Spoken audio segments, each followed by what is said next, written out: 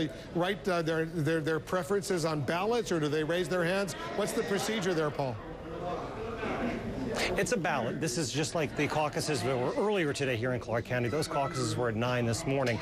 This is the final one, as you mentioned. Yeah, when we're all done, there will be ballots handed out, and the people will vote, and those will be tabulated and sent to the Clark County Commission, the Republican Party office, and they'll be added to the final vote total, Wolf. Yeah, you know what I want to do, Paul? I want to just listen in a little bit, get a sense, a little flavor of what's going on at this special caucus. This is a Ron Paul supporter, I suspect. On foreign policy in general, I know some of us want to be somewhere and others of us just want to come home, but warring and being all over the world costs a lot of money, and we don't have any. And I promise you that we will have to come home very soon, regardless of what your stance is, because we just don't have the money to support this stuff. And I'd much rather do it on our own terms than be forced and embarrassed because of bankruptcy, 5, 10, 50 years from now, whatever it may be. A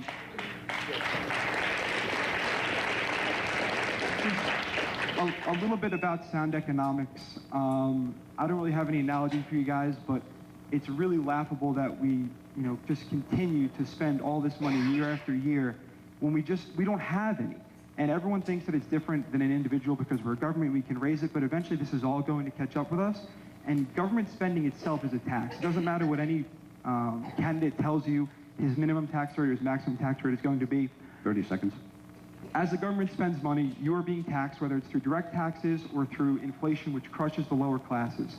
And inflation will come, I assure you, it has to come. It's just mathematics, it's already here, and it's going to be coming even stronger if we don't stop this.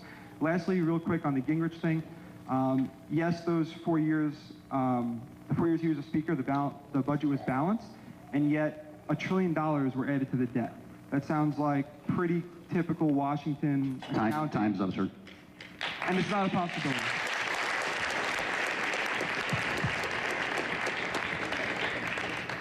Okay. Anyone else? There's wait a minute. There was a gentleman here. This guy with the right there was, and then and please, as obviously I'm not trying to stop people from speaking. I just want to remind everybody, please, if you're going to repeat something that has said before, we're going to ask you to pass and let somebody else have an opportunity who has something different to say. Go ahead. Yes, first I want to say I'm voting for Ron Paul, but I think all 4 GOP candidates are incredible men, and I'm very honored to be following all of them during the debate. But what I've heard is people describe themselves to Ronald Reagan, and Reagan did an interview with Reason magazine in July 1975, and he's sorry about this.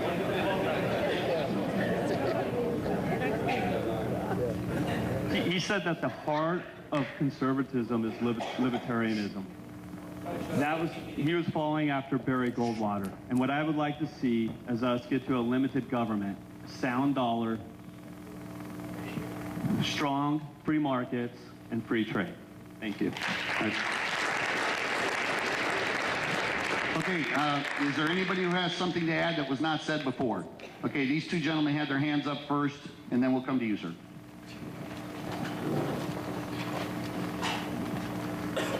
Hello, everybody. First and foremost, I'd like to thank you all for caring enough to be here tonight.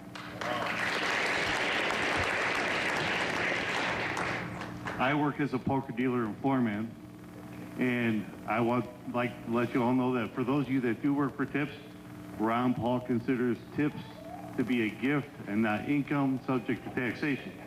So if you support all those who work for tips, Ron Paul for them.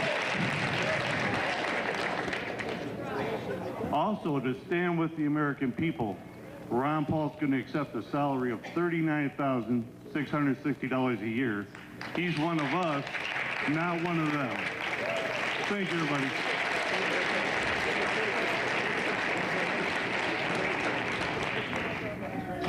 This gentleman here. Nothing? Okay. And then back, yep, that gentleman there. I'll make this real quick. When I came in, somebody interviewed me, and when they asked if I was a Paul supporter, I said I was, and they said, that makes sense. The young people are behind Paul. I'd like to explain that I'm a middle-aged man. I'm facing retirement. I appreciate the statement about being young. And I want to just really quickly say that Ron Paul, in my opinion, is not young people's candidate. He's America's candidate, and we need to get behind him.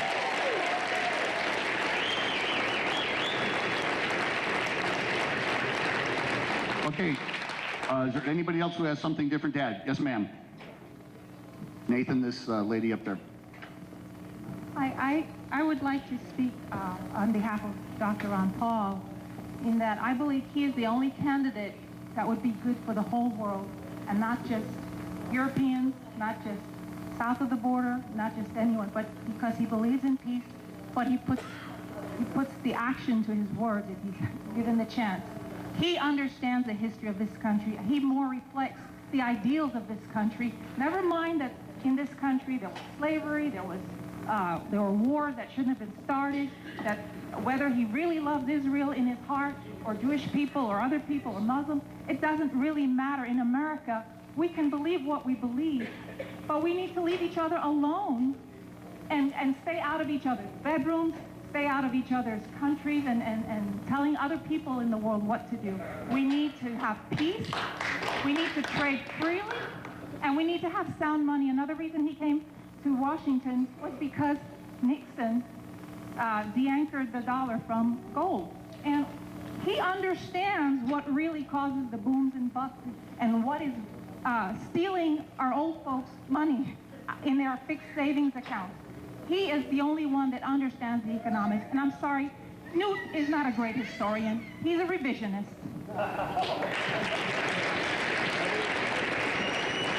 The young lady there standing up. Okay. Hello, everybody. My name's Kathy. I've been here in Las Vegas over 30 years. I work in the child care industry, and every day I look at these children and know that their futures are in trouble. And Ron Paul, I honestly feel in my heart and my soul, from making my own mind up and not watching the media where they've cut it and chopped it. And I mean, I've looked at some of the debates, and when they go on Ron Paul, the lighting's dimmer. Sometimes they don't even allow him to talk. They don't even get him into the conversations. It's just hideous how the media has been handling this entire thing. Ron Paul is for the people. He is for our rights. He is for our freedom. I think that if we continue the way we are and vote for anybody else, I don't think half the people realize how many freedoms we have lost already and how many more we're going to lose. Ron Paul is for the people, and I really honestly believe that he will get something done. He will bring this country back to where it belongs, and vote for Ron Paul. And I also have to say about the government, my son was also in there doing the vaccinations. They were inoculating him with stuff they wouldn't even tell him what it was, having to fill out forms twice a week saying what he felt like, using them as guinea pigs and not even telling him or even giving them an option to opt out. Something has to be done with our government and the way they're using our own men as guinea pigs. They have to stop.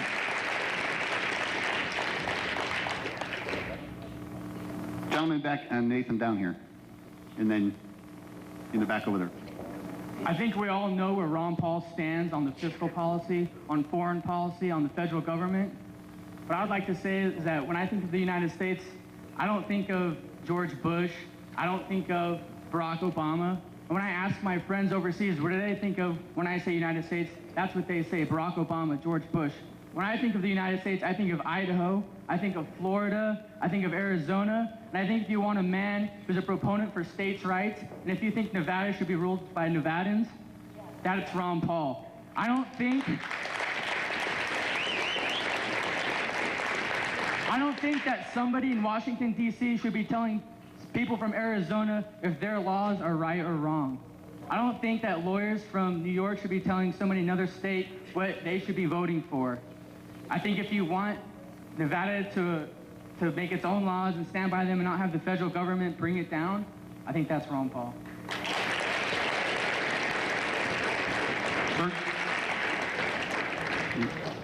Hi, my name is Bill. We've heard about Speaker Gingrich being a student of history. I think if we all were a student of history, we would realize that we are very, very quickly heading down the same road as the Roman Empire did. And I don't want to go down that road. I am sick of government spending, regulation, taxation, and really, really nonsense to support a few people. And so that's why I'm supporting Ron Paul. Thank you.